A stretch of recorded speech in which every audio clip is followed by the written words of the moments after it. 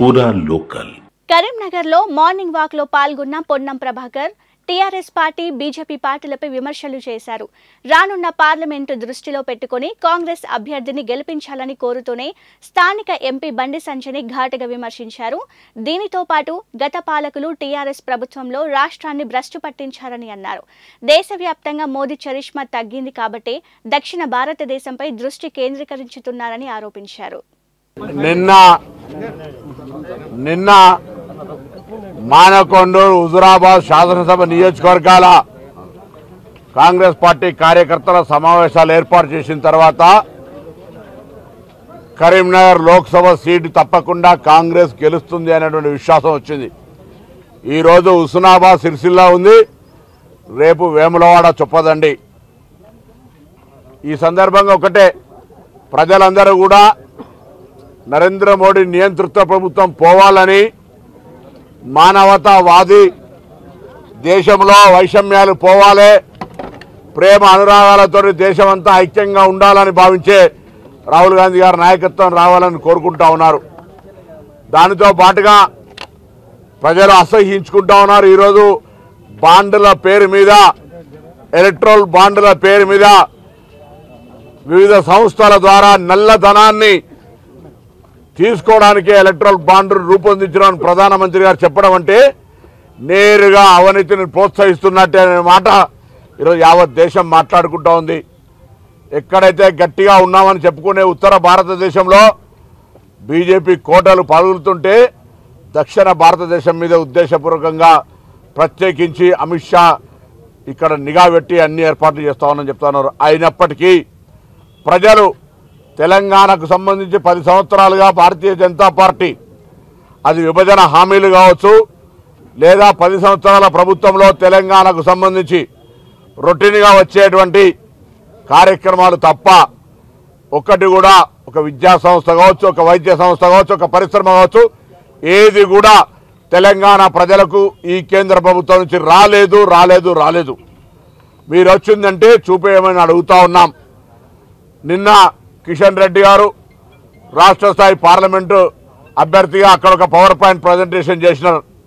నేను అడుగుతా ఉన్నా, మీరు ప్రతి చిన్న కేంద్రం నుంచి 29 రాష్ట్రాలకు వచ్చేటువంటి నిధులు అందులో తెలంగాణ కూడా రావాల్సిందే, అది హక్కు. దాన్ని కూడా మీ లెక్కలు చూపెట్టుకుంటా ఉన్నారు. నిజంగా మీరు కేంద్ర మంత్రిగా లేదా కేంద్ర ప్రభుత్వం ద్వారా తెలంగాణ ప్రయోజనాలకు సంబంధించి ఏమైనా ప్రత్యేకించి ఒక ప్యాకేజీ కిందనో, ఒక ప్రత్యేకమైనటువంటి ప్రణాళిక కిందనో తెలంగాణ ప్రజల ప్రయోజనానికి సంబంధించి తీసుకొస్తే అప్పుడు గొప్ప.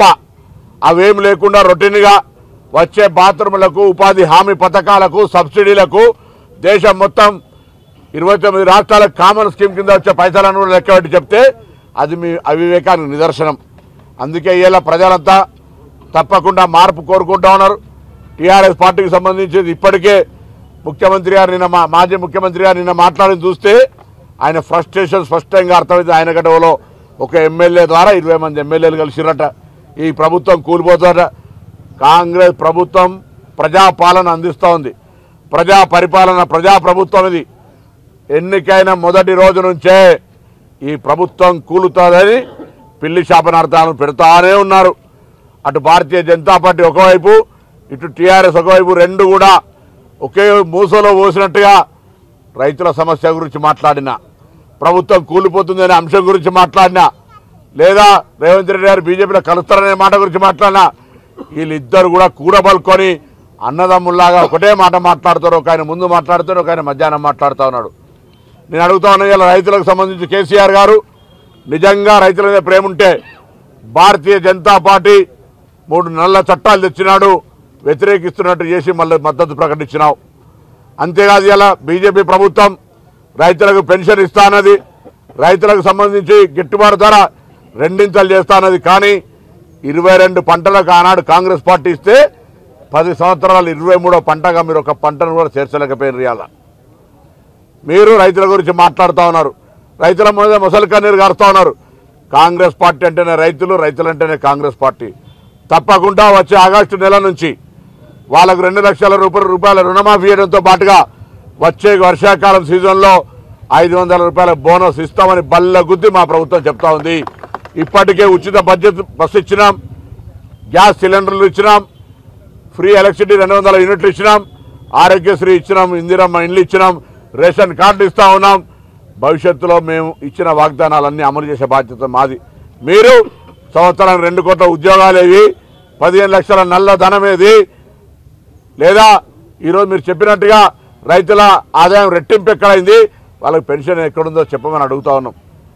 పరిశ్రమలు అమ్మేసి నిరుద్యోగ సమస్యను పెంచిన మీరు ఏ ముఖం పెట్టుకొని అడుగుతారనే మాట ఈ సందర్భంగా తెలియజేస్తూ, తప్పకుండా దేశ ప్రస్తుత పరిస్థితుల్లో ప్రజాస్వామ్యాన్ని కాపాడడానికి నియంతృత్వానికి వ్యతిరేకంగా కాంగ్రెస్ పార్టీ అభ్యర్థులను గెలిపియమని కాంగ్రెస్ పార్టీ పక్షాన అందరినీ కూడా ఈ సందర్భంగా మార్నింగ్ వాకర్స్ను కోరుతా ఉన్నాం.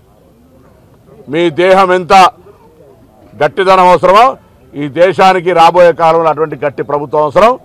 దేహాన్ని దేశాన్ని కాపాడుకుందాం. అరే వాళ్ళు బోగస్ గాళ్ళు కాబట్టి, వాళ్ళు చెప్పినవి చేయలేదు కాబట్టి బోగస్ అనిపిస్తుంది వాళ్ళకు. మేము మా ముఖ్యమంత్రి గారు కూడా చెప్పినారు, క్యాబినెట్లో కూడా చర్చ జరిగింది. తప్పకుండా ఆగస్టు దాకా ఓపిక పట్టమంటున్నాం. మాకు 5 సంవత్సరాల కొరకు ఎన్నికైన ప్రభుత్వం 5 నెలలనే బోగస్ అని నిర్ధారణ చేస్తున్నటువంటి వాళ్ళు బోగస్ గాన్లా, మేము బోగసా, భవిష్యత్తులో నిర్ధారణ జరుగుతుంది. ఊరికి ఏది పడితే అది మాట్లాడితే కాదు కదా. అరే నేనేమంటున్నా, ఇప్పుడు రాముని పేరు మీద అంటే మీ పార్టీకి ఒక విధానం ఉంది. మీ పార్టీలో అభివృద్ధి, ప్రజా సంక్షేమము, మీ ప్రభుత్వ 10 సంవత్సరాల విజయాలు చెప్పుకొని ఒట్లాడమంటున్నాం. లేదు మేము రాముని పేరు మీద ఆడుకుంటాం, మీ కర్మ. రాముడు అందరి వాడు. రాముడికి సంబంధించి కూడా రాజకీయాలకు లాగుతున్నటువంటి మూర్ఖులను గురించి ప్రజలు అప్రమత్తంగా ఉండాలి. రాముడి సెంటిమెంట్ తోటి ఓట్లు అడుగుతారంటే మీరు అసమర్థుల కిందనే లెక్క కదా. రాముడు ఎందుకు రాజకీయాల్లోకి? రాముని అందరూ పూజిస్తారు, రాముడిని మేము కూడా పూజిస్తాం. మీరెందుకు ఓట్లు రాముని పేరు మీద అడుగుతారో అని అడుగుతా ఉన్నాం. సొంత మార్కెటింగ్ చేసుకోలేరా? మీ పేరు మీద ఓట్లు అడగలేరా? 5 సంవత్సరాలు ఎంపీ చేసింది ఏం చెప్పలేరా? మీ 10 సంవత్సరాలు ముఖ్యమంత్రి ఏం చేసింది చెప్పలేరా? రాముడి గురించి మేము ఓట్లు అడుగు ఏంది అది? ఎందుకు నీ జాగిరా? అరే మాకేం భయం, మేము కూడా రాముడిని చాలా గౌరవిస్తాం. రాముడు అంటే మాకు మేము చెప్తున్నాం కదా. నిజంగా మీకు ఒకవేళ అటువంటి పరిస్థితి రాముని గురించి దేవుని గురించి ఆలోచిస్తే స్థానిక పార్లమెంటు సభ్యులు ప్రసాద్ స్కీమ్ కింద ఇక్కడ 4 ప్రముఖ దేవాలయాలు ఉన్నాయి. ₹1 ఎందుకు తెలియదో జవాబు చెప్పినాక ఆ మాట మాట్లాడాలి.